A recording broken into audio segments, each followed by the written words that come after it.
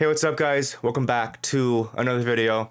As guitar players in 2024, we're always looking for bang for your buck guitars that are accessible and won't break the bank, but still hold up. And one of those guitar brands you guys think of is Squire. So today we're asking the question, does Squire hold up in 2024? Let's go ahead and hop into a full mix real quick.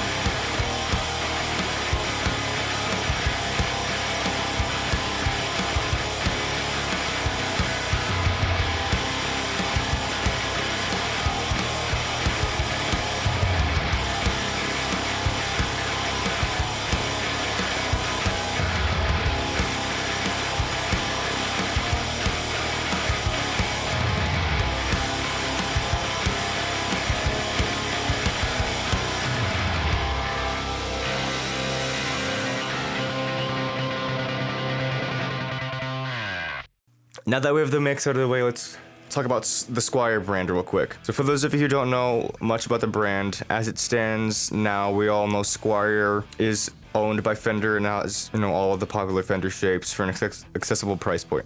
The Squire brand goes back further than that. Squire was founded in the 1890s by a man by the name of Victor Squire in a city in Michigan called Battle Creek. The brand originally was known for producing strings for violins, banjos, and guitars, and stuff like that, which, if you ask me, I think it's pretty cool. But in the late 1960s, Fender did acquire the Squire name, and then about 2 decades later, started producing guitars, with Fender shapes. Why was this a decision that they decided to do? They were trying to get into the market of cheap guitars and compete with companies like Tokai and Greco, which some of you may have heard them before. But the real reason why we're here is to ask, Squire guitars any good in 2024? Well, let's go over this particular model that I have here and see what it's all about and see where the brand holds up, how it's holding up this year.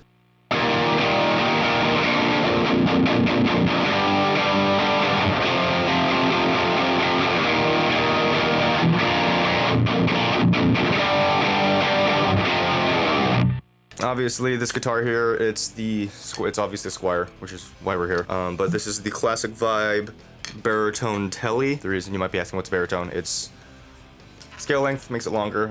If you guys are interested in why I got a baritone, I can go over that in a different video. But today we're talking about this guitar and the Squire brand in particular.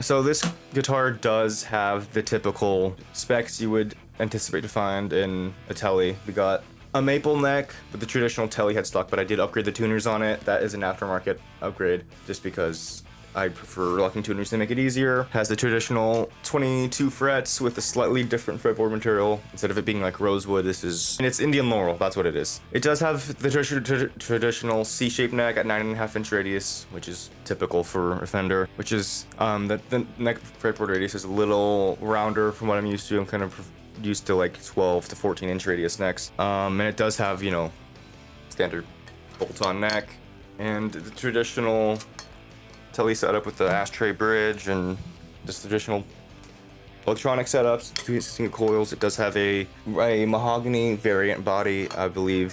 Niato, I just looked it up, it's a Niato body, which is similar to mahogany, which I just stated. It's this particular one is made in Indonesia, which a lot of guitars are coming out of that factory now. A lot of factories overseas now, which I can't complain.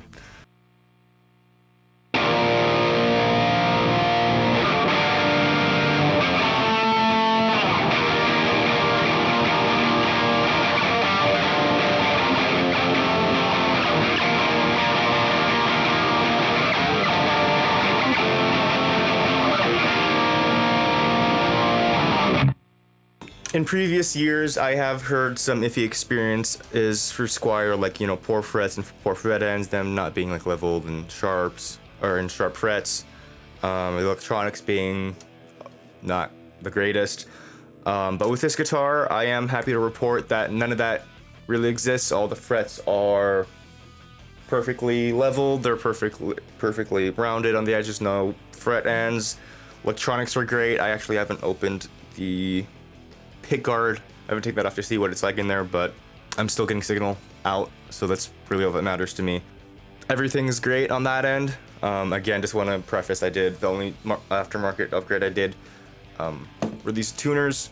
So that's the only non-stock thing that the non-stock item I can't really report on, but it did come with the original tuners were like the vintage style tuners, which I can't really speak on.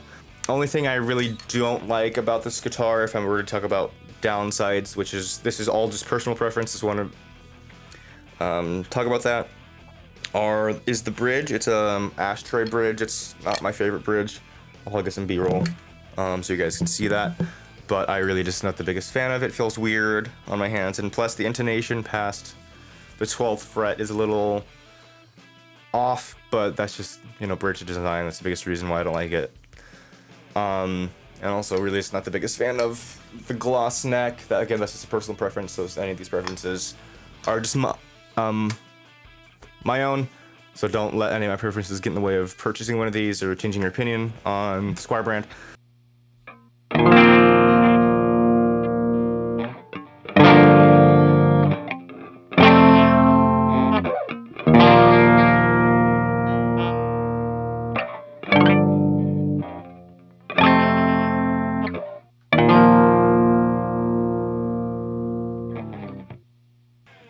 Okay, now let's talk about tone. Obviously, you heard the full mix at the beginning, and you've been hearing tone demos throughout this video.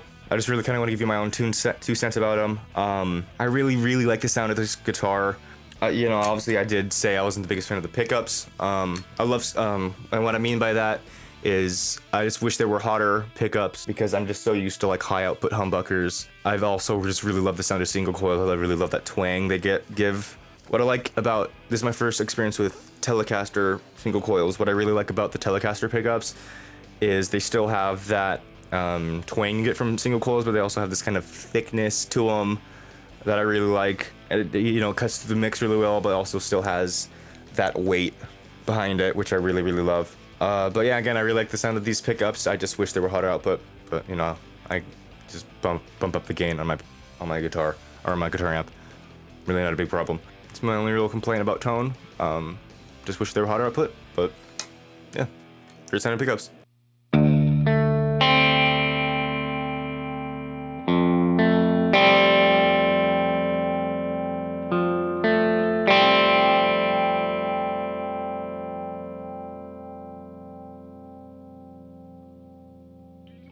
Obviously, this isn't my first experience with the Squire and Fender brand. The very first guitar that I ever owned was a Fender Starcaster Strat. That's kind of, I believe, a little bit of research that I have done was that was like a Fender import. They wanted it to be a Fender guitars be more accessible, to my understanding. If I'm wrong, someone let me know in the comment section below. That was a great guitar. It was a pretty similar spec a guitar to this, except, you know, it was a guitar. Yeah, it was a Strat. That was great. This one, obviously, I bought this in 2023, so last year you guys may have seen that unboxing video. If you guys want to go check that unboxing video out, I'll leave a card up on the screen now. But this guitar is also really great. I can't complain about anything. The finish is great. Obviously, I talked about the frets and how earlier.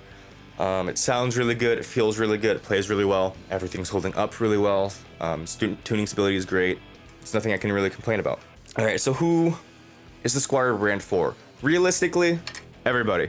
Because of the accessible price point of these guitars, they're, as of right now, I think the most expensive guitars are the Classic Vibe series with us, the Tele, the Strat, and Jazz Bass, P Bass, and whatever other models they happen to have underneath that series. This is their most expensive model, but these are, as of right now, $475, I believe. Oh, at least over on Sweetwater. which if you guys want to go check it out, I'll leave a Sweetwater link. It's not an affiliate link, this is just a link to the website, to the Sweetwater website. So they're all really, you know, wallet-friendly, budget-friendly guitars.